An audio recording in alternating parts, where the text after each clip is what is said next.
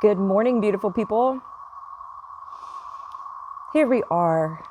It's so good to see you all again. So much going on in this crazy world. From Hunger Games, ball gown attire at the Met Gala, to bombing of children and funding using college students' money. I mean, something's going on. Let's get down to it. So today, Soul Sessions, episode 6, I'm going to do things a little bit different.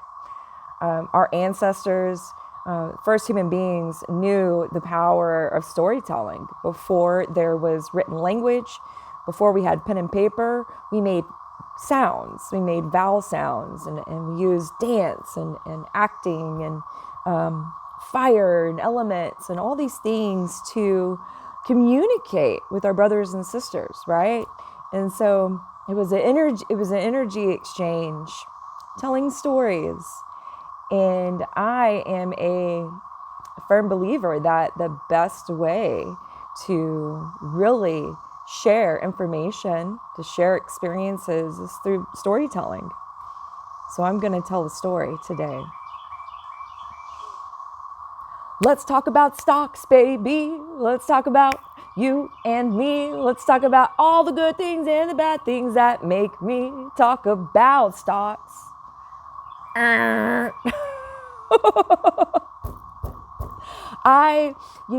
don't watch TV. I don't watch the news. I get tidbits, little I'd call them breadcrumbs through Instagram. I'm very limited on my social media, but and I don't need much information to go off of, because I'm very connected to higher realms and the Akashic records and the universe's DNA strand. And so I like to use the Socratic method for really getting to the bottom of things. And I saw a post on Instagram yesterday. And it was a video. I watched the first 2 seconds, and this young lady, a TikToker, was going on and on and on about some financial expert on CNN talking about stocks and, on and on and on. I stopped the video because here's the thing. Why in the world do we need degrees? Why in the world do we, as sovereign spiritual beings having a physical experience, need to pay a private investment institution, because that's what higher education is. That's what colleges really are. Why do I have to pay $20,000, $30,000, $40,000, $50,000, $100,000 for the right to work in America, land of the free? What in the fuck? What really is it? I started to ask myself, and I came to very quickly,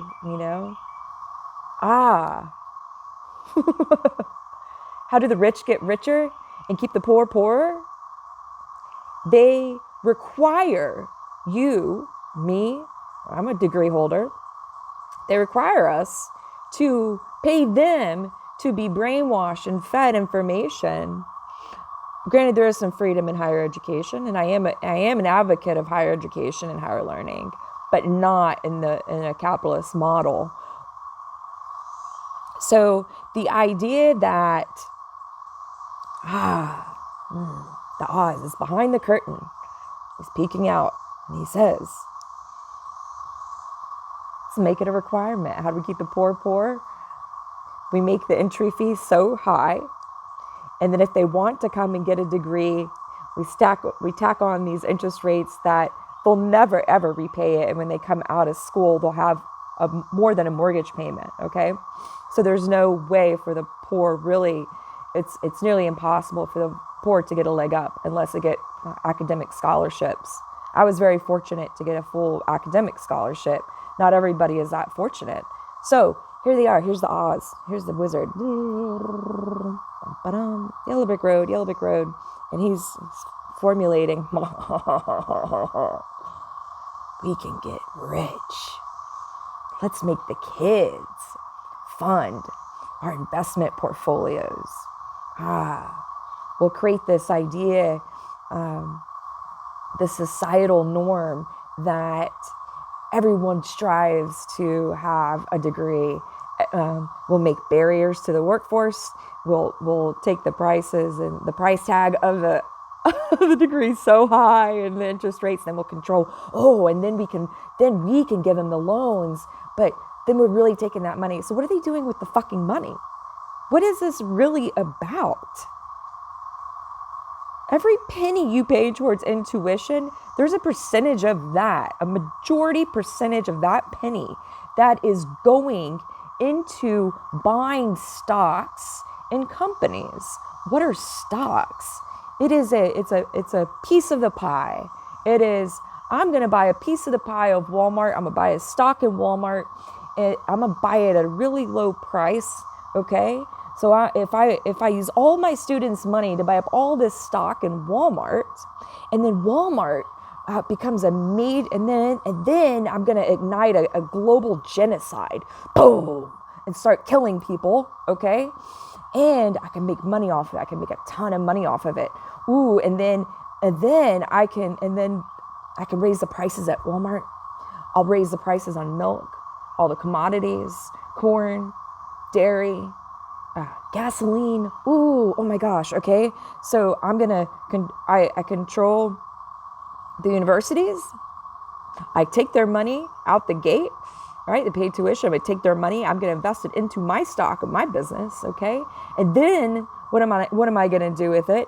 I'm going to go and I'm going to play puppet master with the prices in the stores. Yes, I am. Hot dog. Sure enough. Right. So I'm going to jack up. And I'm a boom, boom, okay? I'm going to kill.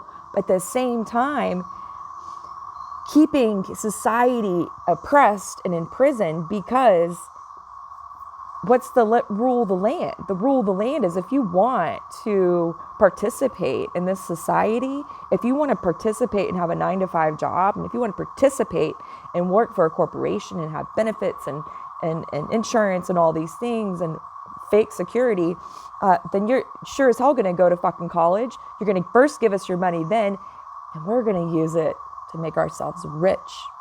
So while we got you focused over here on classes and killing yourself, I worked 5-6 jobs in college, okay?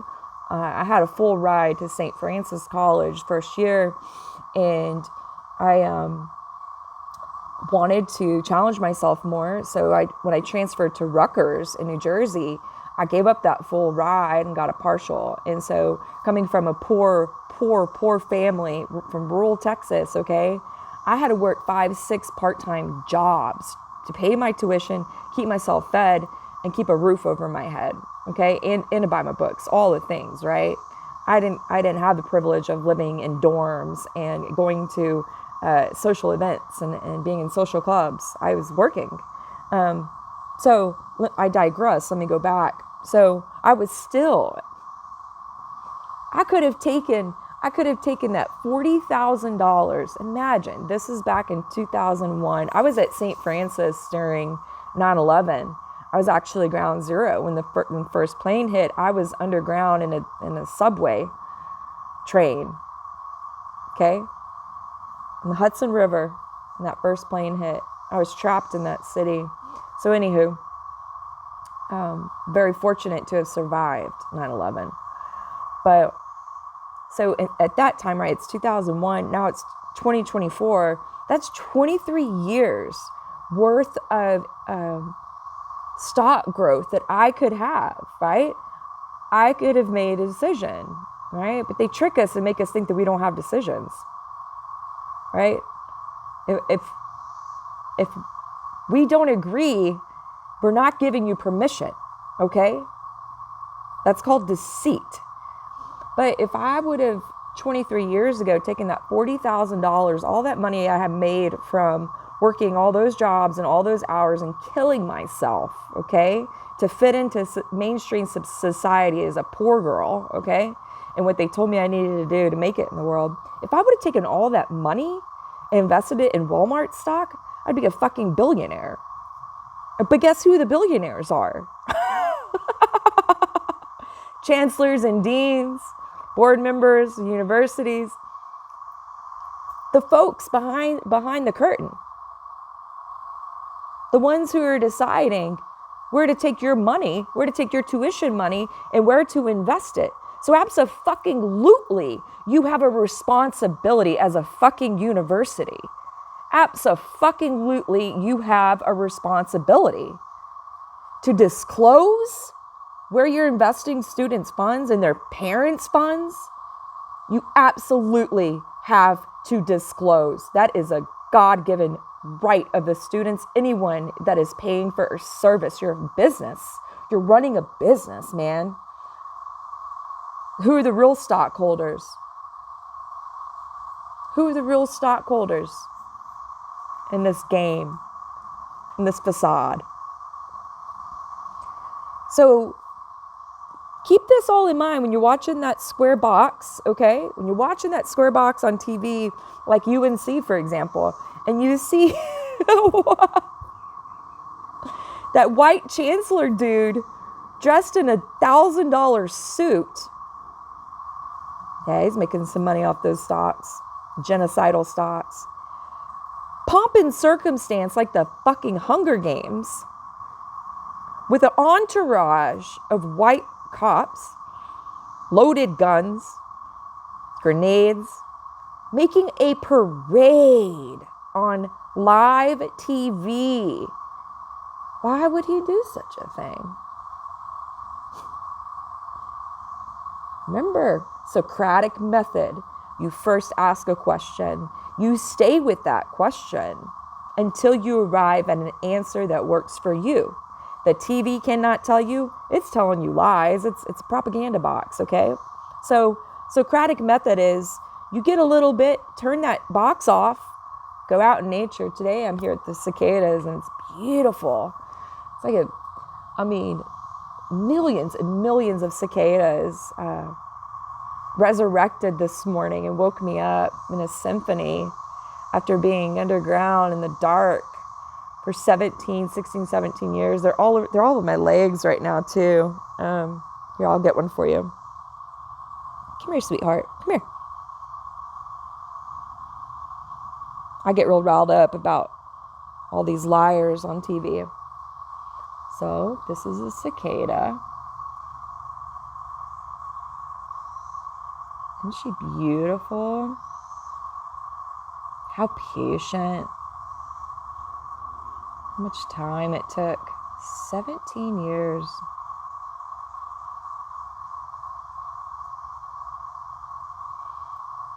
Here, I'll put you in my head.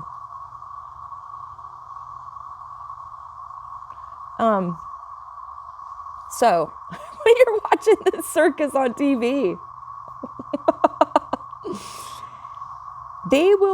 those who are in on the insider trading, those who are making the most money from investing in companies who are participating in genocide, okay? You will know them because their appearance will be undeniable on that TV screen. Their words, they'll have a lot to say. They'll be really defensive. They'll get a lot of airtime. Those are the people who are up to no good, and they fucking know it. So, doing your pomp and circumstance, walking a mob of criminal vigilantes dressed as civil police officers onto a lawn of children. What a brave man you are. You're so brave. If only we could be as brave as you. All of you hiding behind your suits, your $1,000 suits and ties, pushing buttons to bomb. Watching your stocks go way up. Cha-ching, cha-ching, cha-ching, cha-ching. And then you have to ask yourself too, okay, let's keep on this Socratic method. Then we're being shown Hunger Games and Met Galas and $20,000, $30,000 dresses that look like something out of the sea. And we're asking ourselves, what the fuck is going on? Like, there's a disconnect, because they're not showing us the reality of the genocide on TV, but they're showing us this circus. What's really going on? Socratic method. I get curious. Which celebrities, which religious leaders are the most silent right now? Who is going on business as usual? Selling their products, selling their dog outfits, pushing their charities, while not saying a word about a ceasefire. Not saying a single goddamn word about a ceasefire or liberation or oppression. Why would this be? Folks, wake up. Again, ask yourself, why isn't my pastor on Sunday say anything about the children getting bombed, the children and families, the complete annihilation of a cultural civilization? Why isn't my pastor saying anything on Sunday? Why isn't my pastor opening in prayer for these oppressed peoples? Why are the Republicans, why did the 11 Republicans write basically a life-threatening letter, hi friend, got another friend, to the man trying to arrest the war criminal in Israel? Can only be one reason why. They certainly don't care about the children. They certainly don't care about genocide. What do they really care about? So yes, what are your universities doing? They're using your money to make themselves rich. Okay? In the 4 years, 6 years, 8 years, 10 years that you are in an illusion of college life, they're fucking laughing and kicking their feet back and going out, taking their yachts out to private islands. Some of them even, pedophiling children, doing whatever they want, laughing at us, laughing at you, because they're making a fortune off your tuition money while you could be making a fortune off your money. So here's the other thing they're not telling you. Any stock can be fucking sold. Any stock. It doesn't matter what kind of stock it is, what name they give it, the big financial terms they use. It's all numbers, okay? It's all a game. And they take you round and round and round on the merry-go-round. Any stock can be fucking sold. They're getting desperate now because they got to come up with a story. Like, why wouldn't you divest? Which means I'm going to sell off my stock that I bought in genocidal companies, okay? Why wouldn't you divest? Are you human? Are you human? Do you have a heart? I don't understand. And people are literally losing their minds right now. And we're having a traumatic response to this as a collective. It's a collective PTSD going on right now, and they're doing it on purpose. But the reason why you can't make sense of it, folks, is because it doesn't make sense. It's evil. These people care more about money and getting rich and themselves than they do about anything else. Same story, different century, different civilization. All great civilizations fall and they burn to the ground. They're their own destruction. And so hang in there. Divestment. Let's talk about stocks, baby. Let's talk about you and me. Let's talk about all the good things and the bad things that make me. Let's talk about stocks. I'll leave y'all with this, a little bit of storytelling. So my last Soul Sessions episode, I gave a backstory of, bringing my truth to my family telling me, trying to bribe me to walk away and disappear for confronting my stepfather for the sexual abuse, and how I left in the middle of the night from my long-term narcissistic abusive relationship, right? And I left everything, all the money, all everything. What happened next?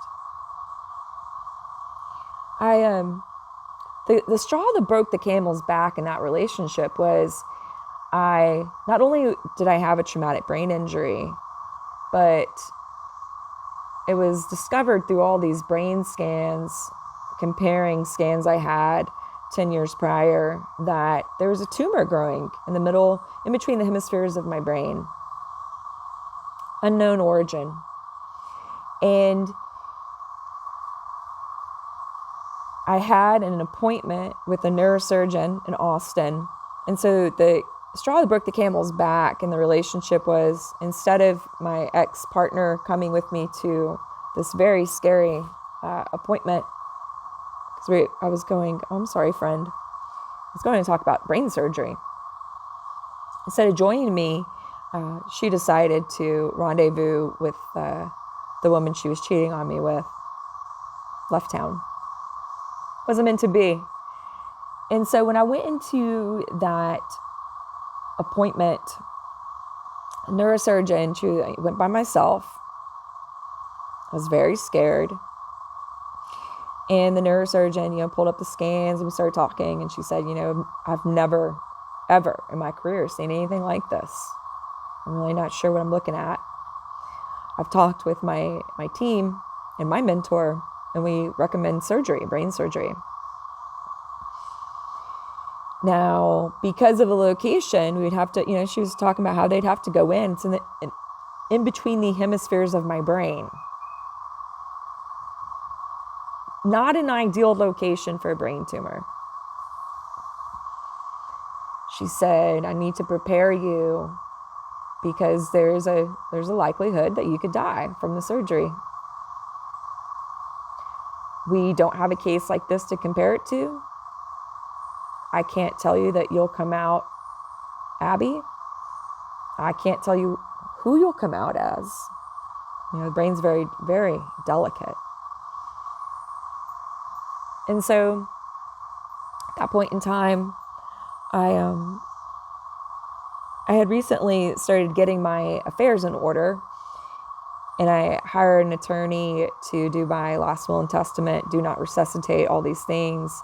And because of my experience with my mother's murder, okay, she died interstate, which means without a will. And my siblings and my family, they're just a bunch of thieves. I'll just leave it at that. So I decided for myself that I was getting my affairs in order, and I was going to make sure that they couldn't do the same thing to me. I knew they were after my money. And so I made some decisions, some really hard decisions. So I got my will, and I tell you what, the lowest of the low that you could ever go is sitting in your living room, tears streaming down your face, hysterically crying, ugly crying, looking at documents from your will, thinking about the home, thinking about all the 40 years that you worked, and the home you saved every penny for to get, all the belongings, the art collection, the cameras, just all the things, right?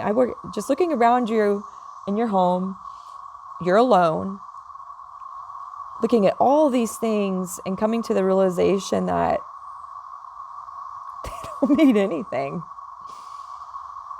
When you're alone, when your family turns their back on you, your friends turn their back on you, when your partner turns their back, when the community, when the cops, when the whole wide world just literally torches you, you have two choices.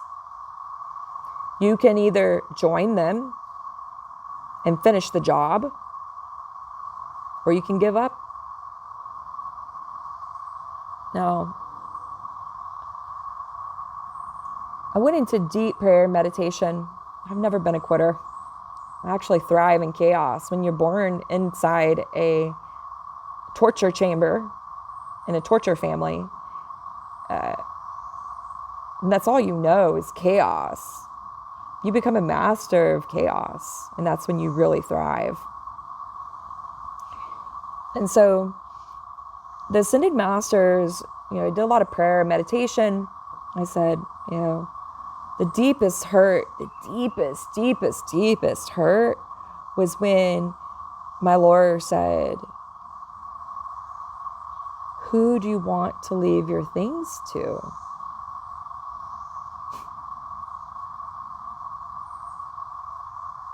Talk about an ego death.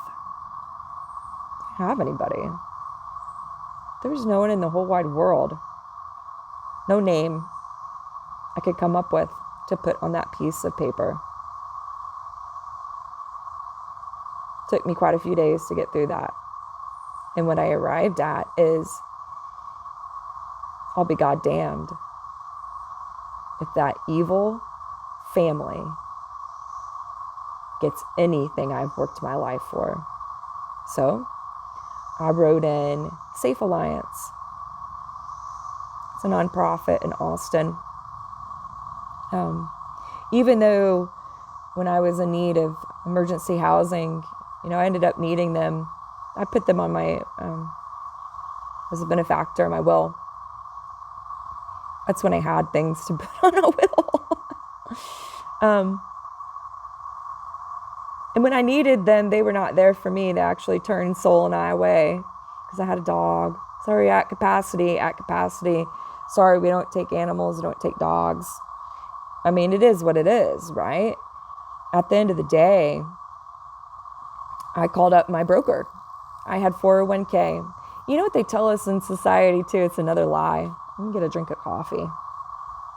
This is getting juicy. So I had 401k. They tell you, save for retirement. Oh, the fear, save for retirement. Oh, my 401k. To the point where people will participate in genocide to keep their 401k safe, okay? It's the kind of society we live in. That's what they teach us. They brainwash us. But what I was shown is I needed to liquidate my whole 401k. I got a phone call from a childhood friend. See, when I was 14, I was in 8th grade. I had a very horrific experience with a group of boys that happened on school property. And they got brushed under the rug. It was not investigated. They were not prosecuted. And then it was turned on me like I was some whore. I was an 8th grader. I was brutally attacked on school campus by a group of boys. And then it was turned on me, okay?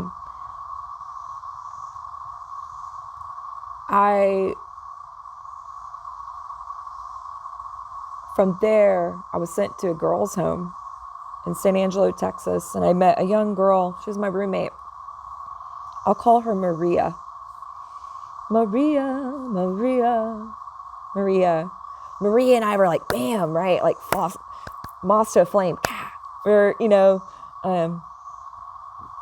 kindred spirits.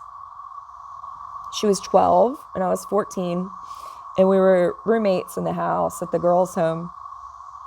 We did everything together, and we were real goofy, and we dressed up, and we, cut out pages of magazines and pasted them all over the walls.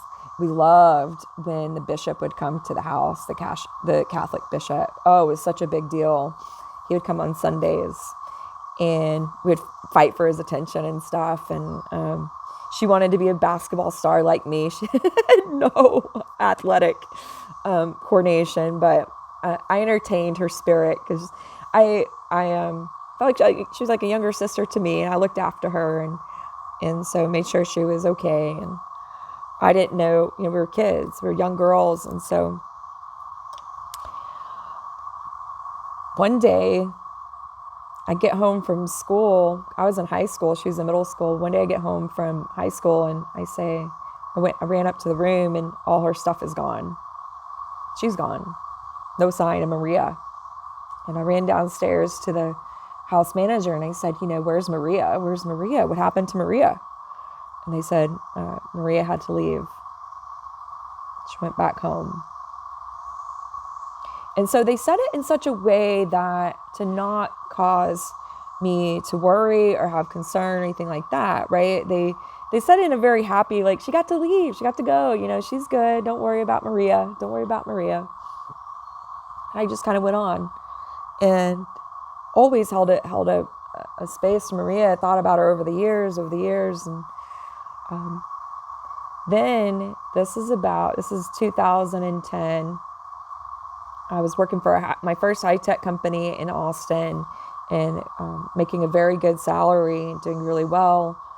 I was able to go buy a brand new vehicle and all these things and help a lot of people. And I always help people.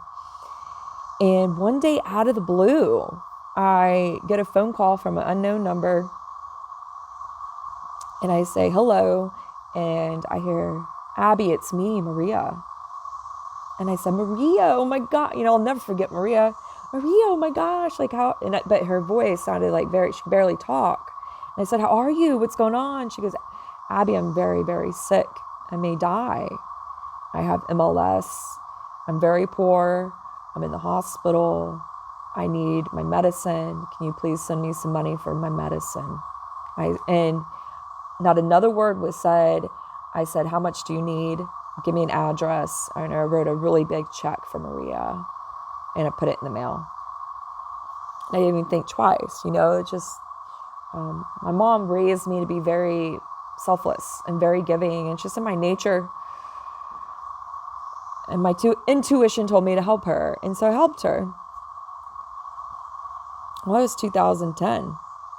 So here we are. This is, in the summer of 2021 is when I had my neurosurgeon surgery pre-op appointment. I ended up opting out. And I said, I didn't have insurance, right? Because when I took my freedom, I gave up the insurance. I couldn't even get it anyway. Universe said, nope, you're going to heal on your own. And so I'm sitting there, right, just gone through all of these things and these realizations. Like I don't have anybody to leave anything to. Hot damn. I decided to throw myself a funeral. Because when you're at death's door, it really is a film that plays. You get a review of everything. All the people, all the experiences, all the friendships. So I sat in deep meditation for days going over my review, and it was being shown to me on my vision board. My third eye is being shown to me, my life in review, the happy times, people that meant the most to me, experiences I'll never forget, all these things. It was really quite incredible. And once that review was done, I'm an avid vinyl collector. I used to have a ton of vinyls across all genres and decades, and I loved dancing to my vinyls in my living room and singing along. Just something about music on a vinyl. And so, I would purchase vinyls. I used to go to a lot of concerts too. Gosh, I was always out listening to a new band or who's up and coming, and going out and being surrounded by festivals and music. And so I'd buy vinyls of my favorite artist. And so I took my vinyls and I organized them chronologically from when I saw them in my life. And I said, I'm going to use music to do my funeral. I'm going to throw myself a funeral, because in my will, I had to say, like, how do I want to be celebrated. And so what I put in there was, I want a party and a live I want it to be a party, all white, out in the forest, everybody wearing white, lots of instruments, lots of incense, sage, a freaking party. And I want people laughing, and I want them singing and dancing and fires, and I want them sharing like how my love impacted their life. And so I already wrote it all out in my will. I wanted to be cremated and then spread across the Four Corners area, especially the region around Taos, New Mexico. And so I started to throw myself a funeral, and I recorded it all. And I would play a vinyl, have some songs, and emotions would come up, and I was dancing through it all. You know, like I was literally projecting myself into my funeral, into life celebration. What would it be like? At that point in time, what it was for me was, if I die today, no one will be at my end of the life celebration. If it happens today or tomorrow. And so I want to be there. I want to be there for my celebration. And so I'm going to project myself into the future at my end of life ceremony. And I want to be there. I want to dance. I want to sing. I want to pick out the records and the vinyls. And so I did. And so I play a vinyl, and you go sing along to the song, and I was dancing, crying, laughing. And I would talk a little bit, to the different friends that, for example, were with me at some of these concerts, the memories that meant the most to me within those friendships, and thank them and wish them love and happy lives. And so I was able to do that. So I go through this whole end of life ceremony. I say no to the brain surgery. I take a bet on myself, have this funeral, and then my phone rings from an unknown number.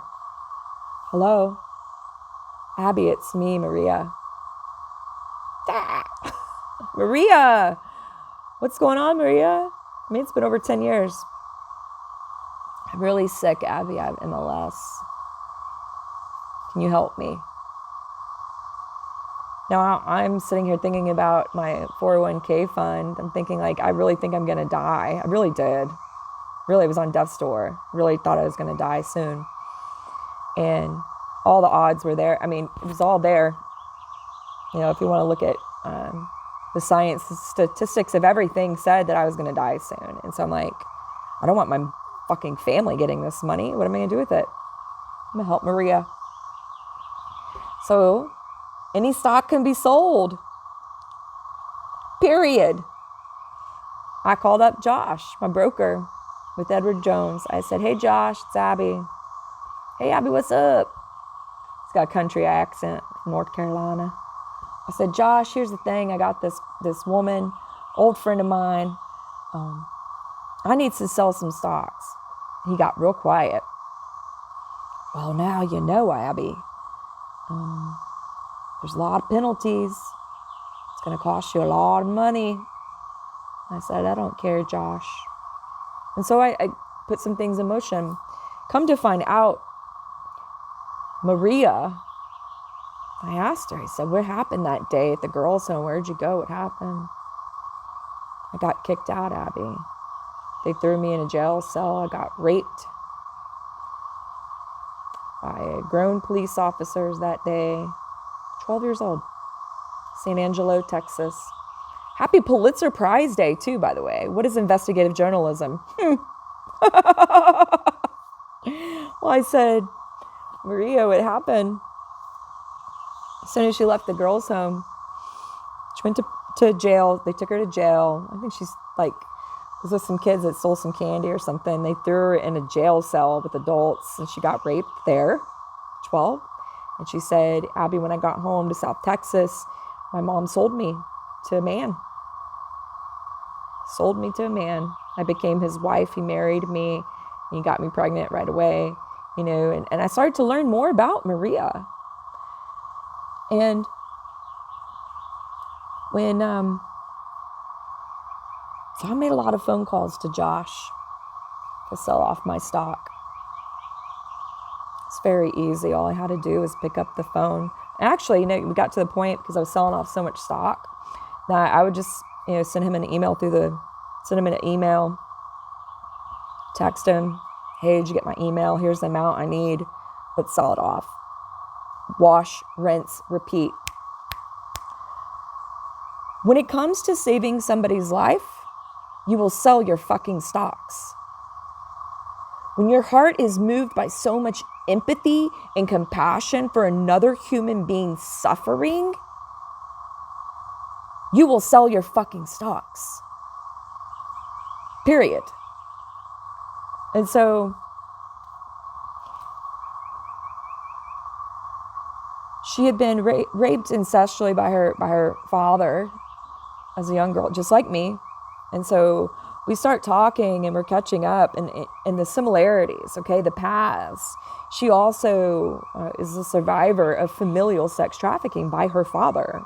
Her parents actually sold her to a man. And I am so thankful that and grateful. And I know how blessed I am because I could have easily been in Maria's shoes. Easily. And so she had multiple children with this man. He would rape her within the marriage, right? He owned her. This is going on in Texas, legally, okay?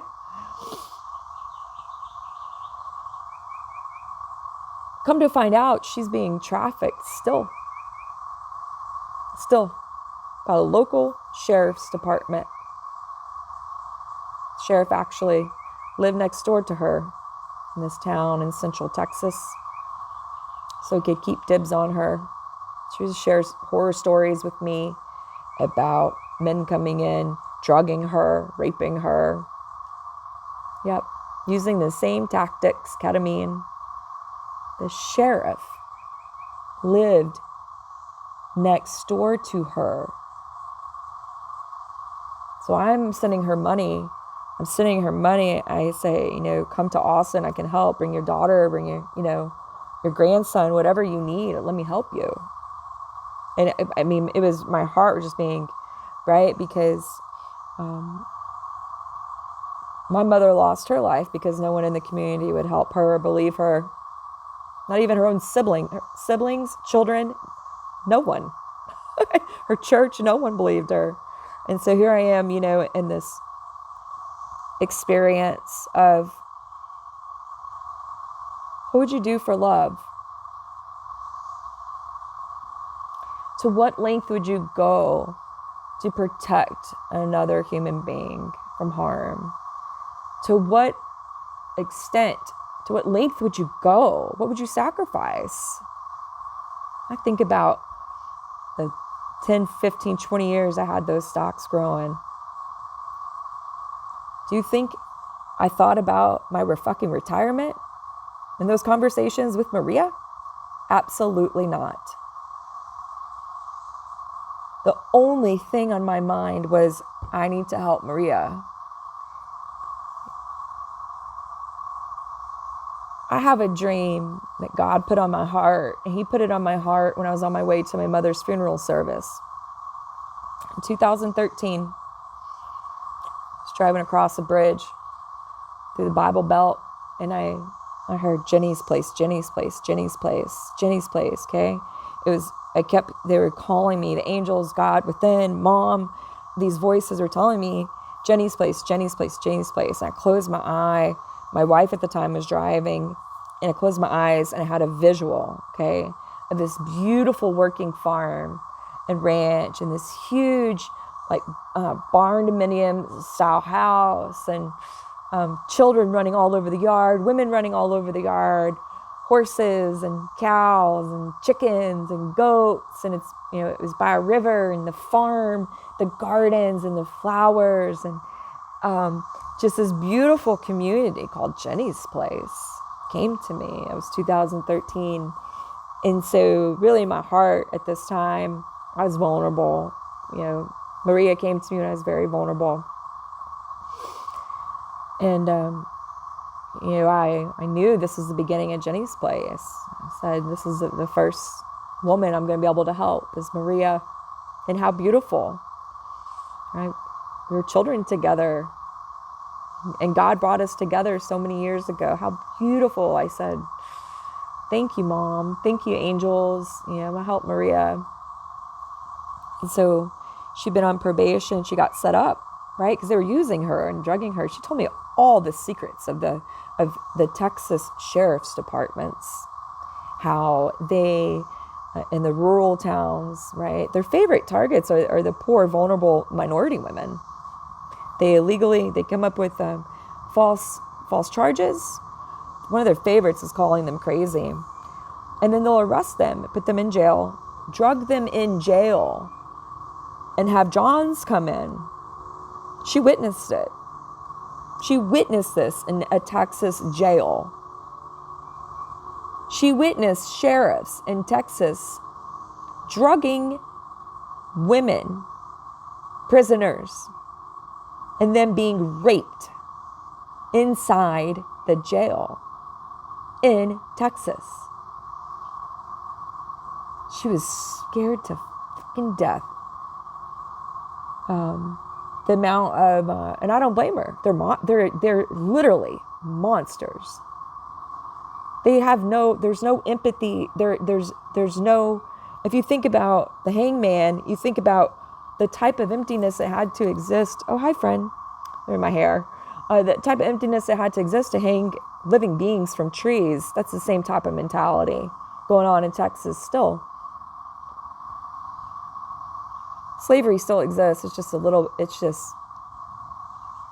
not like it used to be.